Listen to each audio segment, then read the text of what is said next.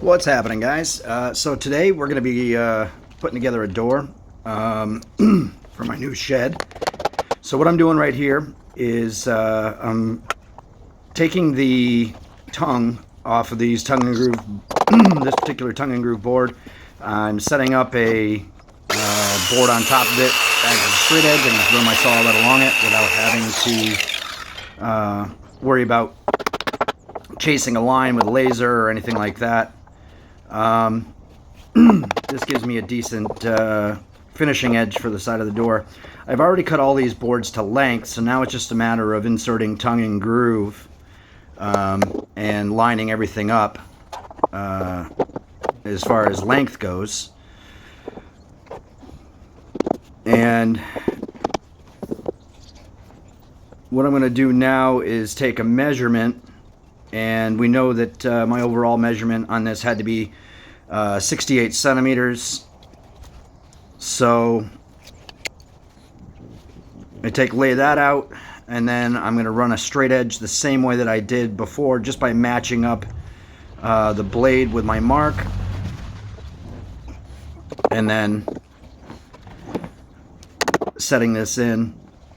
So I'll run down through, cut off all the excess.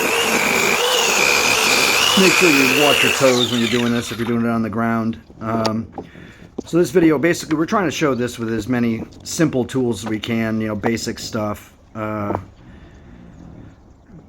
these are the cleats that'll hold all of the tongue and groove together. I'm just putting in a couple of screws so that it doesn't move. You know, the boards all stay in place and all my gaps remain nice and tight.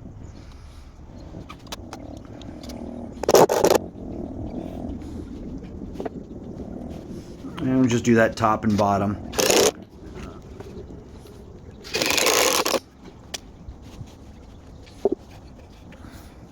I was going to screw it from the back side, but decided against it. So now I'm just going through drilling 8mm holes for carriage bolts. And the carriage bolts really aren't necessary. You can do this with, you know, standard screws, and it's plenty strong enough. I wanted kind of a rustic look, so I took some carriage bolts, painted the head black, and it kind of gives it that you know, heavy nail look from the, you know, as if it was like a hand forged heavy spike. So now we're just putting on washers and self-locking nuts. I was kind of hoping that I would be able to just send it, but unfortunately with the nylock nuts, there's enough resistance that it was causing the heads of the carriage bolts to spin, so I just had to get a pair of pliers onto it and get those tightened down.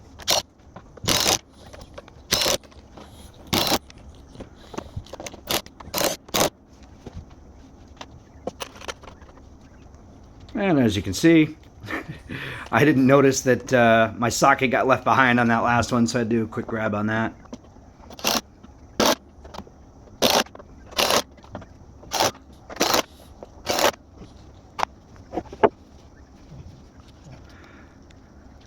So I've got all these in place now. I'm going to remove the remaining screws, drill the holes, and set the last carriage bolts in the place of the holes from the screws and get that tightened into place.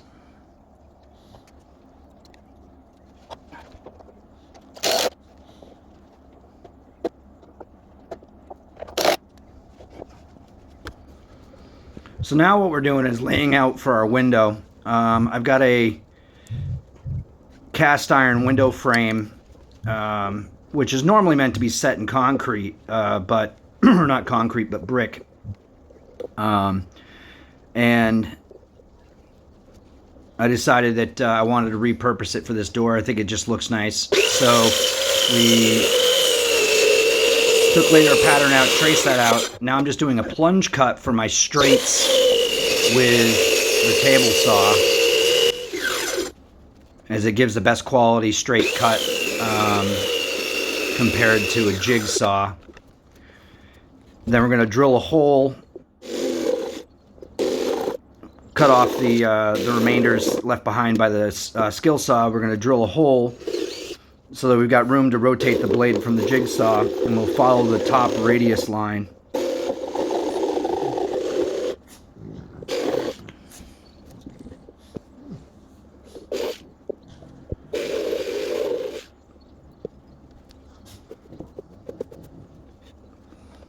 So there's our window. I'm just going to set that in with some basic screws, and it doesn't have to be anything exciting. These are some cool little caps that I found. You insert the screw into a threaded base, and then it's got a nice brass cap that threads onto the top of it, and gives a really nice finish. So here's the door, ready to be hung. We're going to install our top hinge and bottom hinge. I've got about a 4mm shim already laid down on the floor to hold the door up. So now it's just a matter of anchoring it to into our doorway, making sure that everything swings freely. So when you're mounting your hinges, they're pretty easy. If you take and lay your hinge against the face of the door and then fold the hinge in, it'll help, you know, keep everything square as long as that hinge is flat against your door surface. So then you can just send your screws.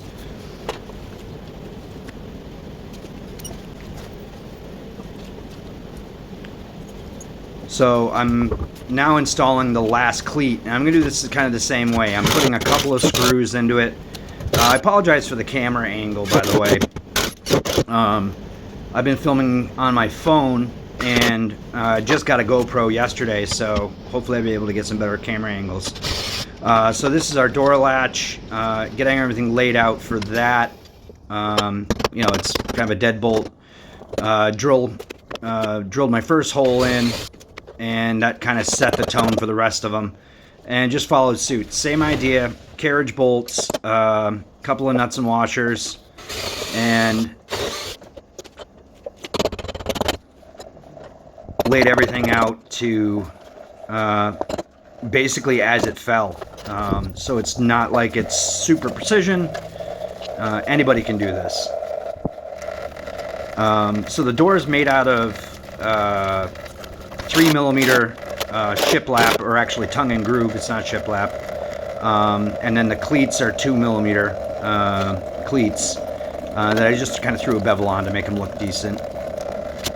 I didn't have a drill bit to drill all the way through to put carriage bolts in, so I'm just putting a couple of screws for the time being for the building side of the latch. And right now what I'm doing is installing where the locking mechanism will go, the locking tab. And so I just put that piece down there, threw one screw into it, then we'll grab the locking tab, and as you can see, Walter's being a big help here. We'll grab the locking tab and mark that out, and then just put our carriage bolts in and make sure that it's going to fit. Put the second one in and tighten her up. Nothing, you know, super challenging about any of this. Take your time, have some patience, double check your measurements, and you should be good to go. So that does it, guys.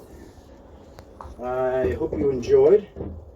I'm gonna get the final touch on here, and I still have an interior handle to put on, but it's just a couple of screws, so I didn't figure you guys really want to see it. Anyways, I hope you enjoyed this video. Make sure you like and subscribe. Yeah, hopefully we can grow this channel, and I'm going to keep doing some projects and posting them up, and we'll talk to you guys soon. All right, thanks.